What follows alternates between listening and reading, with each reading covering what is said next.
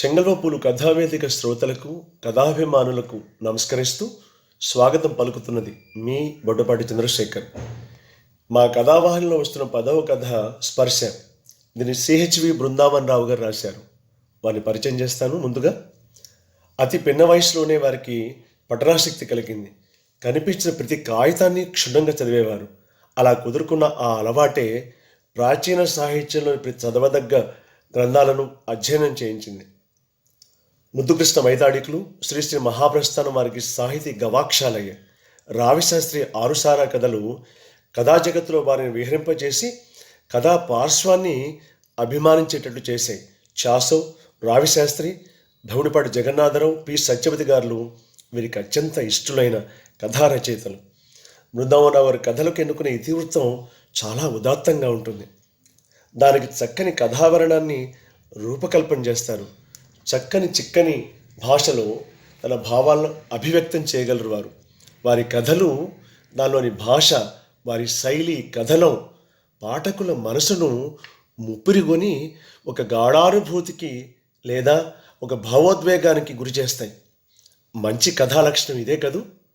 స్పర్శ కథను వినండి, మీ అనుభూతుల్ని పంచుకోండి, నాతోనూ, రచితతోనూ, మీ వాళ్లతోనూ. వినండి స్పర్శ. రచన సిహెచ్వి బృందావన్ రావు గారు. దండాల్ బాబయ్య అన్నాడు 2 చేతులు జోడించిన నరసింహ. మండువా లోగిలోని దక్షిణపు వరండా మీద తాతల కాలం నాటి చెక్కలకు ప్రేమ బిగించిన పడకుర్చీలో వాలి కూర్చుని ఏదో ఉద్గ్రంథాన్ని ఏకాగ్రంగా పరిశీలిస్తున్న రామేశ్వర శాస్త్రి తలెత్తి కళ్ళద్దాలని ముక్కు చివరికి చార్చి పైకాడిలోంచి పార చూసి ఎవరు అన్నాడు. వెంటనే పోల్చుకుని అరే నువ్వట నరసింహ అన్నాడు. అవును బాబయ్య, కట్టకిందిపల్లి నరసింహను అన్నాడు అలాగే చేతులు జోడించి నుంచుని నరసింహ. ఆ పిల్లెవర్రా అని అడిగాడు శాస్త్రి గారు. నరసింహ వెనకే నుంచుని తననే చూస్తున్న ఆడమనిషిని గమనించి మా ఆడోళ్ళు బాబయ్య అని పెద్దయ్య గారికి దండ పెట్టమేమే, అది కూడా నేనే చెప్పాలనా అన్నాడు భార్యను ఉద్దేశించి నరసింహ. దండాలయ్య గారు అంటూ కమ్మని గొంతుతో ఆ అమ్మాయి అంది. 23-24 ఏళ్ల వయసు ఉంటుంది ఆ అమ్మాయికి. దాదాపు 6 అడుగుల ఎత్తున నరసింహకు జోడైన విగ్రహం. ఎత్తుమూలన సన్నగా రివటలా కనిపిస్తున్న మంచి బలమైన ఆరోగ్యమైన శరీరం. చామనఛాయ వన్నెతో పైకి కనిపించిన చిరుచెమట తడితో నిగనిగలాడుతున్న ఒళ్ళు, పూర్ణ గర్భభారంతో అందంగా మెరిసిపోతున్న ముఖం, 2 చేతులకు ముదురంగు మట్టి గాజులు, నొసట మరీ పెద్దది కాకుండా మెరిసిపోతున్న కుంకుమ బొట్టు, ముక్కు పుడక, కాళ్లకు మెట్టెలు, జానపద సౌందర్యంతో శ్రామిక విలాసంతో కళ్ళ నిండా గొప్ప తృప్తితో మెరిసిపోతున్న పరిపూర్ణత నిండిన ఆకారం. శాస్త్రి గారికి వారిద్దరి జోడి బహుముచ్చటగా అనిపించింది. అమ్మాయి లేవలేకుండా ఉన్నట్టుంది కదరా అన్నాడు శాస్త్రి గారు అమ్మాయిని చూస్తూ. అవును బాబయ్య, 9వ నెల అన్నాడు నరసింహ. సరే కానీ సంధి వేళ్ళప్పుడు ఎక్కడి నుంచి వస్తున్నారు, ఎక్కడికి వెళ్తున్నారు అని అడిగాడు. మా పల్లె నుంచే వస్తున్నాం బాబయ్య, వాళ్ళ అమ్మగారింటికాడ దింపొద్దామని. బస్సు కోసం ఈ ఊరు వచ్చినాం. మేము వచ్చేసరికి ఆఖరి బస్సు కూడా పోయిందంట అన్నాడు నరసింహ. అసలే ఒట్టి మనిషి కూడా కాదు, నెలలింటిన పిల్లలు మీ ఊరి నుంచి ఇంత దూరం నడిపించావట్రా, నీకు బుద్ధి ఏమన్నా ఉందా నీకు అని నరసింహను కోపాడి నిండు చూడాలుగా ఉన్న అతని భార్యతో అట్టా అరుగు మీద కూర్చోవే అమ్మాయి అన్నాడు శాస్త్రి గారు. మా ఊరి నుంచి ఈడికెంత దూరం ఉందిలే బాబయ్య, గట్టిగా ఈడ కేకేస్తే ఆడికి వినపడద్ది అన్నాడు నరసింహ. నీ ముఖం, 9 నెలలు వచ్చిన పిల్లల్ని కష్టపెట్టొచ్చా అడిగాడు శాస్త్రి గారు. నేను చెప్పినా వినకుండా ఎంత దూరం ఉందలే అని బయలుదేరింది బాబయ్య. అయినా కానుపుకింగా 2 రోజులు పైగా పడద్దని మా ఊర్లో మంత్రస్థానం చెప్పింది అన్నాడు నరసింహ. బండైనా కట్టించుకుని రావాలి కానీ అట్టా నడిపించవచ్చా? పెళ్లి చేసుకోగానే సరిపోదురా నరసింహ, ఇంటికి వచ్చిన ఇల్లాలని కడుపు కాలు నొయ్యకుండా కంటనీరు వెళ్ళకుండా చూసుకోవాలిరా అంటూ నరసింహన్ చివాట్లు వేశాడు శాస్త్రి గారు. బయట మనుషులు అలికిడి విని లోపల నుంచి అప్పుడే గుమ్మం దగ్గరకు వచ్చింది శాస్త్రి గారి ఇల్లాలు అనసూయమ్మ. పెద్ద ఇత్తడి చెంబుతో మంచినీళ్ళు, ఒక స్టీల్ గ్లాసు పట్టుకుని. దండాలమ్మ గారు అన్నాడు నరసింహ. అయితే ఈ పిల్లనేట్రా నీ పెళ్ళాం అడిగింది ఆమె. మళ్ళీ మరోసారి భర్తతో చెప్పించుకోకుండా దండాలమ్మ అంటూ అనసూయమ్మను అలాగే చూస్తూ ఉండిపోయింది ఆ అమ్మాయి. ఆకుపచ్చని సాదానేత చీర, పసుపచ్చని శరీరవర్ణం, మెడలో వేలాడే 2 పుస్తెల మంగళసూత్రపు నల్లపూసల దండ, ఎర్రపొళ్ళ ముక్కు పుడక, సూర్యబింబంలా మెరిసిపోతున్న ఎర్రటి బొట్టు, మరీ పూర్తిగా నెరవని తలకట్టు, వయసు మళ్ళిన పార్వతీదేవిలా గుమ్మానికి ఆనుకు నుంచున్న అనసూయమ్మ గారికి దండం పెట్టి చేతులు దించడం మర్చిపోయింది ఆ అమ్మాయి. నీ పేరేంది అమ్మాయి అని అడిగింది అనసూయమ్మ. వెంకటలక్ష్మి అమ్మగారు అన్నాడు నరసింహ. ముందు మంచినీళ్ళు తాగండి అని నీళ్ల చెంపు గ్లాసు వరండా మీద ఉంచింది ఆమె. చెంబులో నీళ్లు పోసుకుని నోటికి తగలనీయకుండా ఎత్తి తాగి ఓ చేరలో కాస్త నీళ్లు పోసుకుని ముఖం తుడుచుకున్నాడు నరసింహ. వెంకటలక్ష్మి కూడా మంచినీళ్ళు తాగింది. ఇద్దరు వరండా మీద కూర్చున్నారు. ఇంకా సంధ్య చీకట్లు ముసురుకోలేదు. మేయటానికి పోయిన గోవులను గేదెలను పిల్లలు ఊళ్ళోకి తోలుకొస్తున్నారు. దూరం నుంచి తల్లుల అలికిడిని విన్న దూడలు పలుపులు విడిపించుకోవటానికి ప్రయత్నిస్తున్నాయి. అంబారావాలతో పసరాలు తమ రాకను దూడలకు తెలియజేస్తున్నాయి. పశువుల అరుపులు, వాటి గిట్టలకు తగిలి పైకి లేచిన దుమ్ము ఆ సాయంకాలానికి ఒక మనోహరమైన అందాన్ని తొడుగుతున్నాయి. అడపాదడప 1-2 మోటార్ సైకిళ్ళు పశువులు తప్పించుకుపోతూనే ఉన్నాయి. శాస్త్రి గారి ఆవును తోలుకొచ్చిన ఆ కుర్రాడు దాన్ని ఇంటి పక్క కొష్టంలోని రాటకు కట్టివేసి కలదొక్కుంటున్న దూడను వదిలాడు. దాన్ని ప్రేమగా నాకుతూ పాలివసాగింది ఆవు. ఇప్పుడేం చేద్దాం అని సన్నగా శాస్త్రి గారికి వినిపించకుండా భర్తను అడిగింది వెంకటలక్ష్మి. మళ్ళీ వెనక్కి మన ఊరికి పోయి రేపు బస్ స్టాండ్కి ముందుగా వద్దాం అన్నాడు నరసింహ. ఏంద్రా నరసింహ కొనుక్కుంటున్నారు అని అడిగాడు శాస్త్రి గారు. ఏముంది బాబాయ్య, మళ్ళీ వెనక్కిపోయి రేపు రావాలి కదా అనుకుంటున్నాం అన్నాడు. మళ్ళీ ఆ పిల్లని ఇంత దూరం నడిపిస్తావురా? ఇదేం ఊరు కాదా, మేము మనుషులంగామా? ఈ రాత్రి ఇక్కడే ఉండి రేపు మధ్యాహ్నం బస్సుకు పోదురుగాలే అన్నాడు శాస్త్రి గారు. ఆయన మాటకు మరి తిరుగుండదు తెలుసు నరసింహకి. అందుకని మరి ఇంకేమీ మాట్లాడలేదు. భార్య వైపు చూశాడు. ఆమె సన్నగా తల పంకించింది సరేలే అన్నట్టు. ఆ రాత్రికి అనసూయమ్మ వడ్డించిన వేడి వేడి అన్నను తృప్తిగా ఆరగించారు నరసింహ దంపతులు. కొంచెం పొద్దుపోయాక అనసూయమ్మ అందించిన పెద్ద చాపను ఉత్తరం పక్క వరండా మీద పరుచుకున్నారు. దక్షిణపు వరండా మీద తన నవారు మంచాన్ని వాల్చుకుని దాని మీద పరుపు పరుచుకుని దోమతెర కట్టుకుని పడక సిద్ధం చేసుకున్నారు శాస్త్రి గారు.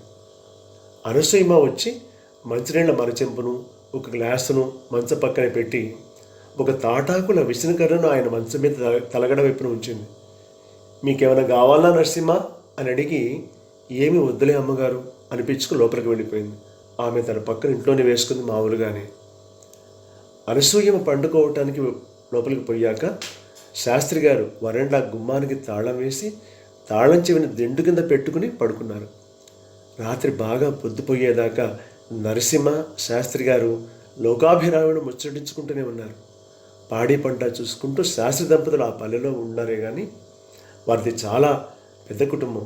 5 కొడుకులు 3 కూతుళ్ళు వారికి.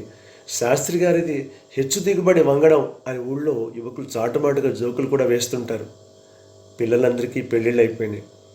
దేశంలో ఎక్కడెక్కడో మంచి మంచి ఉద్యోగాలను ఉన్నారు కొడుకులందరూ. కూతుళ్ళకు కూడా గొప్ప సంబంధాలే చేశాడు. వాళ్ళందరూ ఎవరి బతుకులు వాళ్ళు బతుకుతున్నారు. మంచి నిద్రలో ఉండగా బాబాయ్ బాబాయ్ అని పిలుపులు వినబడితే నిద్ర లేచారు శాస్త్రి గారు.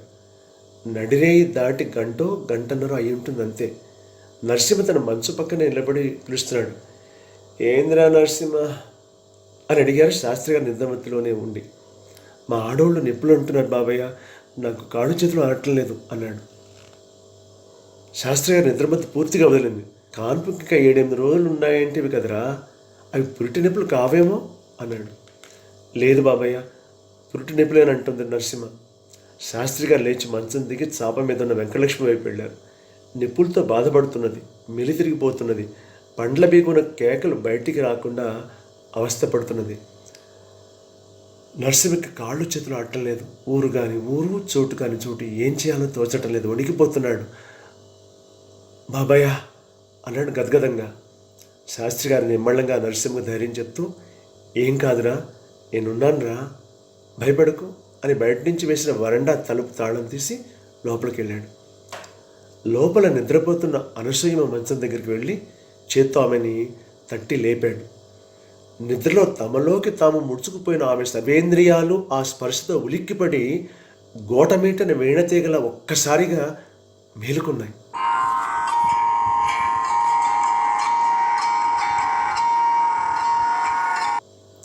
ఆ సమయం అప్పుడు భర్తను చూసి అక్కడ అనసూయమ్మ నిర్ఘాంతపోయింది. ఆమె నోటమంటే మాట రాలేదు. కళ్ళు విప్పార్చుకుని ఆయన్నే చూస్తుండిపోయింది. శాస్త్రి గారు ఆ ముఖంలోకి సూటిగా చూడకుండా కిందకి చూస్తూ, నరసింహ భార్య నిప్పులు పడుతున్నది అన్నాడు. తనేమన్నది ఆమె పట్టించుకోవటం లేదు. భర్తనే అలా చూస్తూ ఉండిపోయింది. చెప్పేది వినిపించిందా అన్నాడు శాస్త్రి గారు గద వాయిస్తూ. ఉలిక్కిపడిన అనసూయ అంది. నరసింహ భార్య నిప్పులు పడుతున్నది, సాయపడు, నేను పోయి మంత్రసాన్ని పిలుచుకొస్తాను అని అన్నాడు. ఆమెకేమీ అర్థం కాలేదు. అర్థం చేసుకోవడం ప్రయత్నం కూడా చేయటం లేదు. శాస్త్రి గారినే అలా అలా చూస్తూ ఉండిపోయింది. ఏం ఆలోచిస్తున్నావు? మనం కులం కాదనా? పిచ్చిదానా, ఇన్ని నోములు నోచావు, ఇన్ని వ్రతాలు చేసావు, వేటిలో అయినా కులం సంగతి చూసావా? ఒక తల్లి సృష్టి బాధ అనుభవిస్తున్నది, ఒక ప్రాణం లోకంలోకి రావటానికి తొందరపడుతున్నది. ఇక దేనికి ఆలోచించవలసిన సమయం కాదు. పద, ఆ అమ్మాయి సంగతి చూడు అన్నాడు ఆయన. అప్పటి కానీ ఆమె స్పృహలోకి రాలేదు. భర్త ఏం చెప్తున్నాడో ఆమె గ్రహించింది. వెంటనే పరుగున పోయి ఇంటి లోపలి వసారాలో ఉన్న దివాన్ బల్ల మీద సామాన్లన్నీ తీసేసి దాని మీద మెత్తటి బొంతలు 2 పరిచింది. ఒక పాత చీరను మడతలు వేసి ఆ బొంతల మీద వేసింది. బయటికి వచ్చి, అమ్మాయి నీకేం భయం లేదు, నేనున్నా లోపలిరా అని వెంకటలక్ష్మికి అభయం ఇచ్చి, నరసింహ అమ్మాయి లోపల తీసుకురా అని తను నరసింహతో కలిసి నెమ్మదిగా వెంకటలక్ష్మిని లోపల తీసుకొచ్చి దివాన్ మీద పడుకోబెట్టింది. ఆమె హాలుని దీపాలన్నింటినీ వేసి శాస్త్రిని నరసింహను బయటికి పంపించి తలిపేసుకుంది అనసూయమ్మ. నరసింహకి ఏమాత్రం ధైర్యం దొరకటం లేదు. కంగారు పడిపోతున్నాడు. లోపల నుంచి భార్య మూలుగులు వినిపించే కొద్దీ వణికిపోతున్నాడు. అక్కడ ఉంటే స్థిమితంగా ఉండలేడని గ్రహించి, మంత్రసాన్ని పిలుచుకొద్దాను రా రా అని బయలుదేరి తీశాడు శాస్త్రి గారు. నరసింహ వెనక ముందు ఆడుతుంటే, మీ ఆవిడకేం పర్వాలేదురా రా అని మీద చేసి లాక్కుపోయాడు ఆ చీకట్లోనే. మంత్రసాని ఇల్లు ఊరి చివరన. తీరా ఆమె కోసం పోతే ఆమె ఊళ్ళో లేదు. తమ బంధువులింటికి పోయిందట. వెనక్కి మళ్ళారిద్దరు. దాదాపు ఏడుపు గొంతుతో అడిగా నరసింహ, ఇప్పుడు ఎట్లా బాబాయ్యా? రే నరసింహ, నువ్వేం కంగారు పడవాకు. నీకు తెలుసు కదా, నాకు 8 మంది పిల్లలు. నా కోడళ్ళ మొదటి కాన్పులు మాత్రమే వాళ్ళ పుట్టింటో జరిగాయి. కానీ వాళ్ళ తరువాత కాన్పులు, నా కూతుళ్ళ పురుళ్ళన్నీ మా ఇంట్లోనే జరిగాయిరా. అన్ని కాన్పులు నా భార్యే స్వయంగా నిర్వహించింది. ఏ మంత్రసాని అవసరమూ పడలేదు. నువ్వు తొక్కడ పడుతుంటే ఇక్కడ లాక్కొచ్చాను రా. కానీ ఈ పాటికి నీ భార్య 12 బిడ్డను ప్రసవించి ఉంటుంది. నా భార్య పక్కన ఉందంటే నీ భార్యకి ఏమీ ప్రమాదం లేదు, ఉండదు అని ఆ మాట ఈ మాట చెప్తూ నరసింహను ఇంటి దాకా తీసుకొచ్చారు శాస్త్రి గారు. ఇంటి వద్దకు రాగానే గుమ్మం వెనక నుంచి తొంగి చూస్తూ అనసూయమ్మ చిరునవ్వుతో, మగపిల్లవాడు, తల్లి కొడుకు క్షేమంగా ఉన్నారు అని చెప్పి తలుపును ఓరగా వేసుకుంది. అప్పటికని స్థిమితపడలేదు నరసింహ. మరో 5 రోజులు బాలింతరాలు వెంకటలక్ష్మికి శాస్త్రి గారిల్లే పురిటిల్లయింది. శాస్త్రి దంపతులు వాళ్ళని కదలనేలేదు. 6వ రోజు నరసింహ తమ్ముడు కట్టకింది పల్లె నుంచి బండి కట్టించుకుని వస్తే ఇక బయలుదేరాల్సి వచ్చింది. నరసింహ అతని తమ్ముడు బండి దగ్గర నిలబడి ఏదో మాట్లాడుకుంటున్నారు. శాస్త్రి గారు వరండాలోని కుర్చీ మీద కూర్చుని ఏదో పుస్తకం చూసుకుంటున్నారు. వెంకటలక్ష్మి అనసూయమ్మ దగ్గరికి వచ్చి, అమ్మగారు పోయొస్తా అంటూ కాళ్ళకి మొక్కింది. అనసూయమ్మ ఒక చీర, రవిక ముక్క, ఒక అరటిపండు, ఒక 100 రూపాయల నోటు వెంకటలక్ష్మి చేతిలో పెట్టపోయింది. అంత సాయం చేస్తూ ఈ కొండ మీద ఆ దుర్గమ్మ తల్లోలే, ఇంక ఇవన్నీ ఎందుకు అమ్మగారు అని అడిగింది వెంకటలక్ష్మి. ఈ ఇంట్లో ఈ చేత్తో నా కూతుళ్ళకు కోడళ్ళకు పురుళ్ళు పోశానే, ఇవాళ నుంచి నువ్వు కూడా మా బిడ్డవే అని వాటిని వెంకటలక్ష్మి చేతిలో పెట్టింది అనసూయమ్మ. ఊరు కాని ఊరు, ఏళ్ళ కాని ఏళ్ళ తెలిసినోళ్ళు ఎవరూ లేరు. నీ సాయం ఊపిరున్న రోజులు మరసిపోను అమ్మగారు అంది వెంకటలక్ష్మి. అనసూయమ్మ ఒక నిమిషం మౌనంగా ఉండిపోయి, నువ్వు నాకు చేసిన సాయం ముందు నేను చేసింది ఏ పాటిదే అంది. వెంకటలక్ష్మి చెప్పరానంత ఆశ్చర్యం కలిగింది. అదేందమ్మగారు, నేనేం చేస్తున్నా నీకు అంది. అనసూయమ్మ నెమ్మదిగా తనలో తను మాట్లాడుకున్నట్టుగా చెప్పసాగింది. మా శాస్త్రి గారు ఉన్నారే, మామూలుగా బాగానే ఉంటారు, బాగానే మాట్లాడతారు, మంచిగా ఉన్నప్పుడు మహామంచిగా ప్రవర్తిస్తాడు. పంతం వచ్చిందంటే పరమ కోపిష్టి, దుర్వాసుడే అనుకో. ఒకసారి నా వల్ల ఏదో పొరపాటు జరిగింది అంతే. అప్పటి నుంచి నాతో మాట్లాడటం మానేశాడు.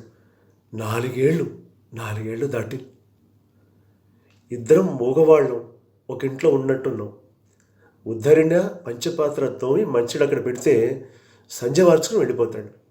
కాఫీ గ్లాస్ బల మీద పెడితే మాట్లాడకుండా తాగిపోతాడు. కంచం పెట్టి అన్నం వడ్డిస్తే మరుమాట లేకుండా తిని బయటికి పోతాడు అంతే. ఒక మాట లేదు, పలుకు లేదు. నా ఒంటి మీద ఆయన చెయ్యి పడింది లేదు. ఇక ఈ బతుకంతా ఇంతే అనుకున్నానే. ఇన్నాళ్లకు నీ మూలకంగా ఆ అపరాత్రి వచ్చి తన చేత్తో నన్ను తట్టి లేపి పలకరించాడే. రుడిపోయడం పెద్ద పనే, ఏ మంత్రసాన్యాయం చేసేస్తుంది కదూ. కానీ చచ్చిన దానిలా బతుకుతున్న నా ఒంట్లోకి ఊపిరి ఊదేవు కదే నువ్వు అంది. వెంకటలక్ష్మి నిర్ఘాంతపోయింది. కొంచెం సేపాకి ఒకసారి వెనక్కి తిరిగి గుమ్మముక చూస్తూ, మొగుడు పెళ్ళాలన్నాక చిన్న చిన్న మాటలు రాకుండా ఉంటాయా అమ్మగారు? 1-2 రోజుల తర్వాత సర్దుకుపోవాలి. కానీ మరి నాలుగేళ్ల పంతం అదేం పంతం తల్లి?